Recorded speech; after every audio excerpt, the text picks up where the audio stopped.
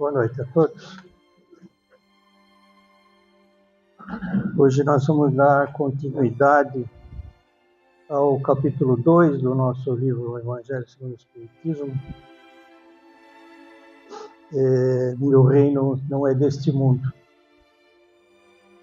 onde tem aquele célebre diálogo entre Jesus e Pilatos.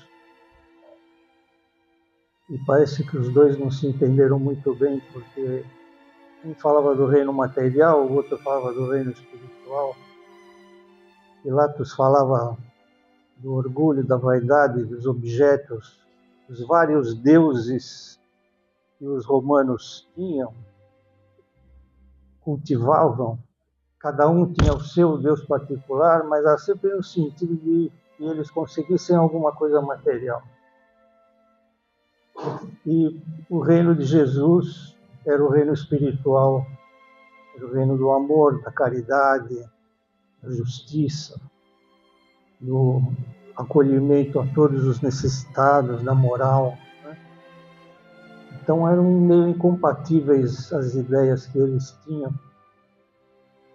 E Jesus dizia que o reino dele não era deste mundo.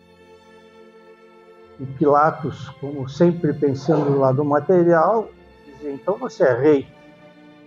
Na realidade, o que Jesus estava querendo dizer é o seguinte, que ele vivia num reino que não era o reino material. Assim como um inglês, por exemplo, que mora na Inglaterra, diz, o meu reino é a Inglaterra. Isso não quer dizer que ele é o rei da Inglaterra, simplesmente que ele mora, ele vive naquele reino. E era isso que Jesus estava querendo dizer, mas a interpretação tomava um outro sentido. Né? E sabemos que realmente Jesus pertence ao reino de Deus. Né? E sabemos também que o reino de Deus é o universo todo. Né? Não é apenas o elemento espiritual que compõe o reino de Deus. O material também compõe esse mesmo reino, porque o universo é uma unidade. Né? E a doutrina espírita nos ajuda a entender exatamente isso. Né? Na medida em que a gente começa a estudar, e o Livro dos Espíritos nos dá uma boa noção disso tudo. Né? Ele nos diz assim, os seres materiais constituem um mundo visível ou corpóreo, e os seres imateriais, o mundo invisível ou espírita, isto é, dos espíritos. O mundo espírita é o mundo normal, primitivo, eterno, preexistente e sobrevivente a tudo. O mundo corporal é secundário, mas obrigatório para a evolução do espírito. Isso a gente aprende, né, estudando que a necessidade do espírito viver num corpo material é justamente para ele aprender, para ele desenvolver a sua capacidade, passar por necessidades tipo sentir frio para poder criar uma roupa que ele aqueça, uma casa que ele proteja das intempéries. Então, todas essas dificuldades que a gente tem na matéria são exatamente para que o espírito possa se desenvolver. Mas apenas para que ele possa se desenvolver. A vida real é a vida espiritual. Né? O destino de todos nós, na medida em que nós evoluímos, crescemos moralmente, é irmos abandonando a carne lentamente até chegar ao ponto de viver só no mundo espiritual. Né? Somos todos criados simples e ignorantes, ou seja, temos que aprender. Né? E é exatamente nessa vida da carne que a gente vai aprendendo e crescendo nesse sentido. Né? É sempre um sentido do progresso, da gente poder crescer. E nos ensina também a doutrina que Jesus é o nosso guia e o nosso modelo. O que é um guia? Um guia é aquele ser que tem a possibilidade de nos conduzir para determinados lugares porque ele conhece, né? Você, quando vai fazer uma viagem, você contrata um guia, porque o guia conhece o lugar, então ele vai te levar nos lugares certos, né? Ele te guia. Então Jesus faz exatamente isso, ele nos guia, né? Ele nos inspira a todos os momentos, né? E ele é o modelo, porque o modelo é o que é o modelo? É aquela coisa que você procura imitar, procura copiar, porque você tem a notícia de que aquele modelo é o modelo correto, é aquilo que você deve seguir para também estar no caminho correto. Por isso ele é nosso guia e nosso modelo. É o ser mais evoluído que já esteve entre nós aqui no planeta. Na época em que ele esteve entre nós, o conhecimento, a evolução do ser humano ainda era um pouco menor do que é hoje, né? Muito menor do que é hoje. Então, muitas coisas que ele falava, até usou muito, né, as famosas parábolas para poder se expressar, para criar justamente uma imagem, uma história que gravasse o sentido do ensinamento, né? Mas ele não podia dizer tudo porque ele não seria compreendido, né? Ele não poderia, por exemplo, dizer que o universo tem bilhões de galáxias e de estrelas, porque as estrelas, para o pessoal naquela época, elas eram fixas, né? Era uma cúpula fixa e as estrelas grudadinhas ali. Se ele dissesse que eram bilhões espalhadas por todo o universo, ele ia interná-lo como louco rapidinho, né? Então, muita coisa ele não poderia colocar na época, né? Por isso que, quando ele fala com Pilatos, ele diz que o reino de Deus por enquanto, era o reino espiritual, não era o reino aqui na Terra ainda. Por isso que ele diz por enquanto. Porque ele sabia que no futuro, na medida em que nós crescêssemos, a gente poderia ir absorvendo, entendendo essas coisas, né? Então, isso quer dizer o quê? Que no futuro, a nossa vida no futuro poderia nos trazer esses conhecimentos todos, né? Ele está falando exatamente da vida futura que nós poderíamos ter, né? Por que dizemos futura? Por que vida futura, né?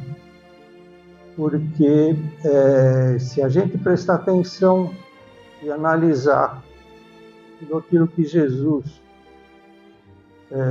colocou na sua obra, no seu trabalho, a gente percebe que ele praticamente todo o tempo se referia às coisas do mundo espiritual, não do mundo material, né?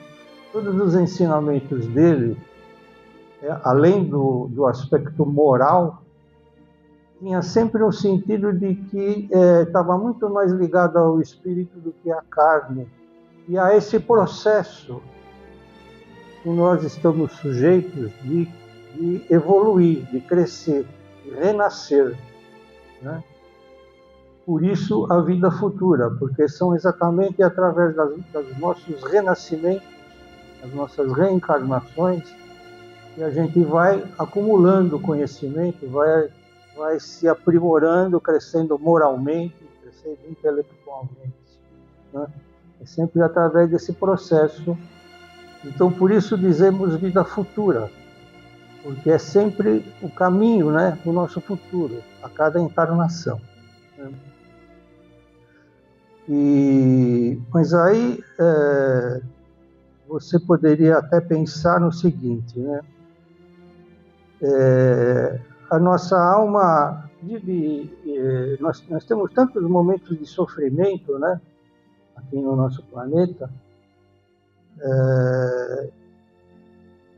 e especialmente aqueles irmãos das religiões cristãs que acreditam que a vida é uma única vida, né?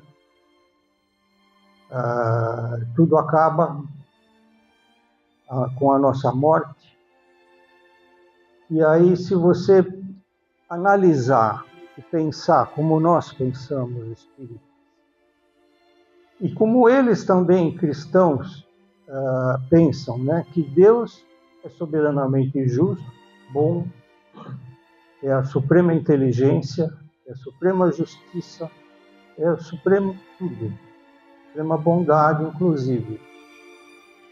Então seria meio incoerente, né, você passar por uma vida de dor, de sofrimento, e acabou.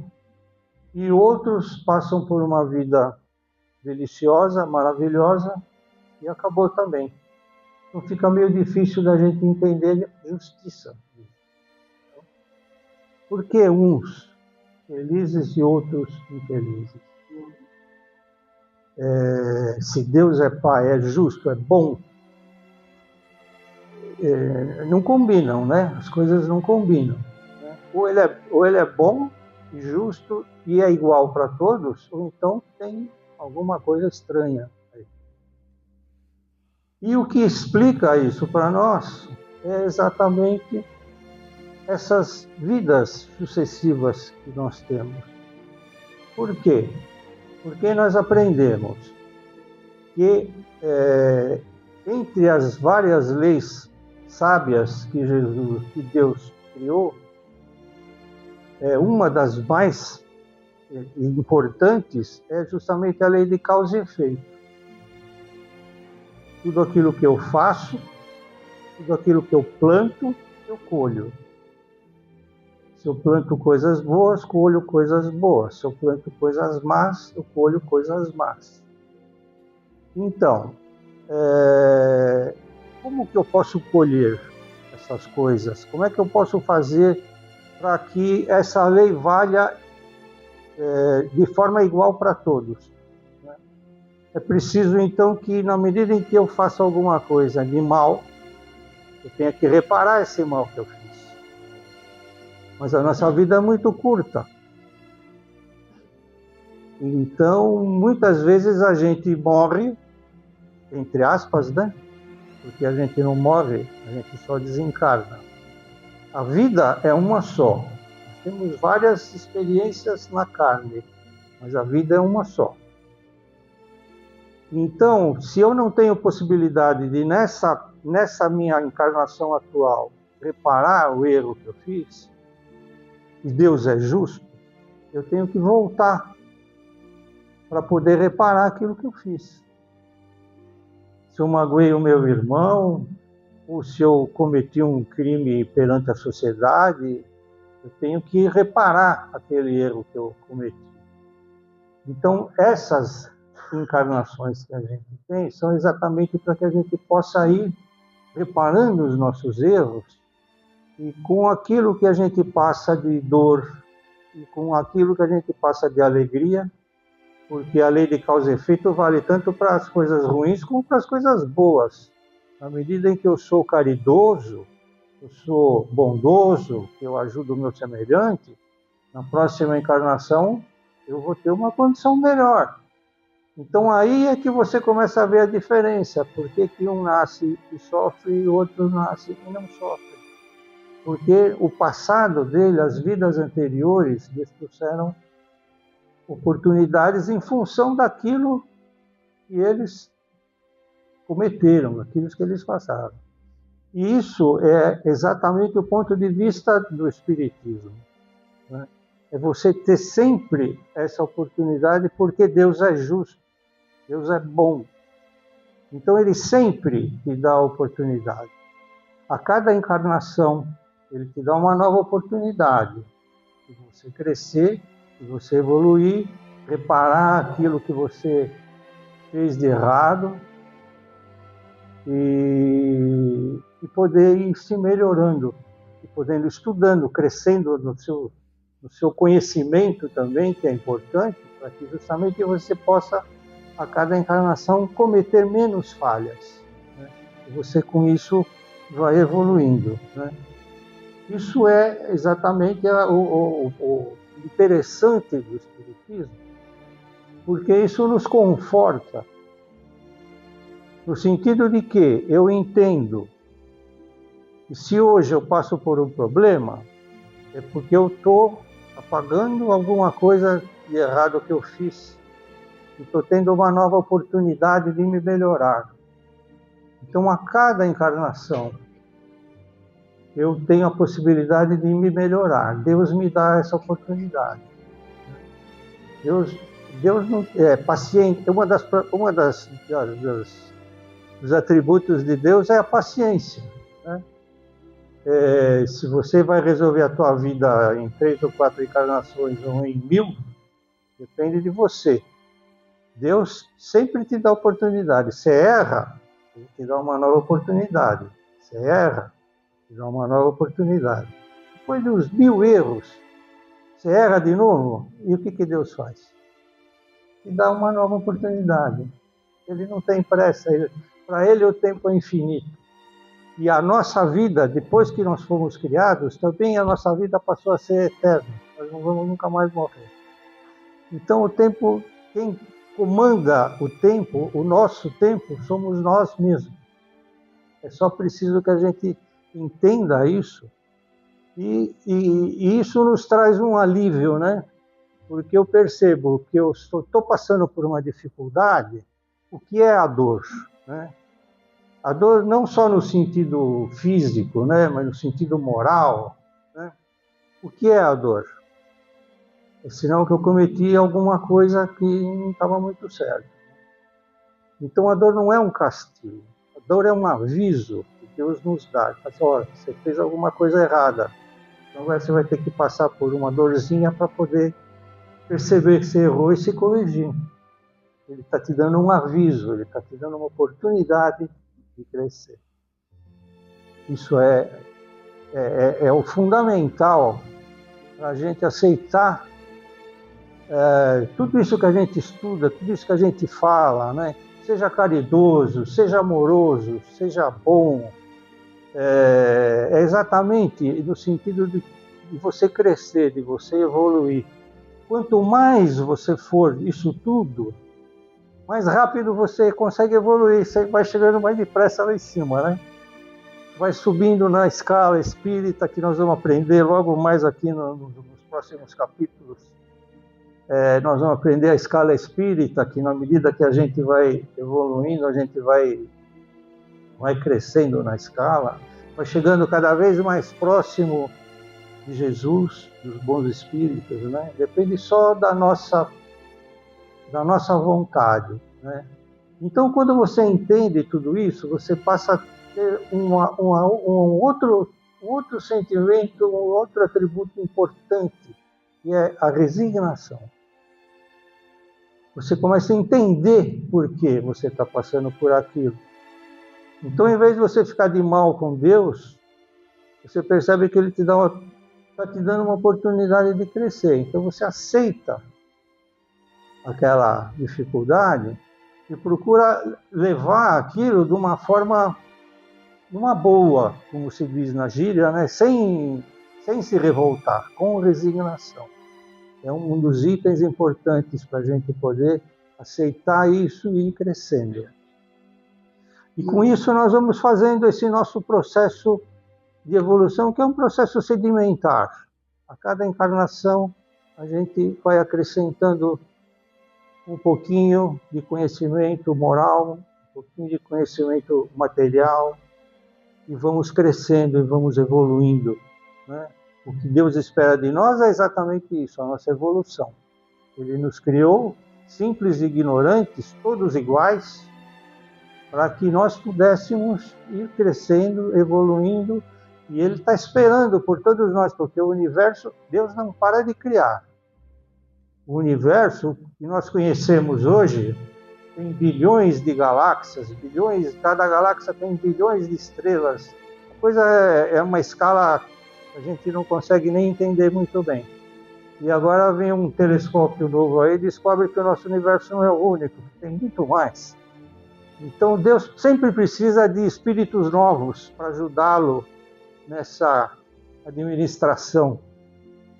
É preciso que a gente continue sempre evoluindo para poder um dia fazer parte dessa turminha assim, o time de Jesus, né? Assim, mais ou menos, para poder crescer e trabalhar no bem, trabalhar no amor. Né? Então, esse é o ponto de vista que a gente tem que entender, que é o do Espiritismo, que é o que a gente adota, e que é exatamente isso, né? Que nos traz esse consolo, é o Paracleto, né? Que Jesus nos prometeu, que vinha trazer o Consolador prometido. Né?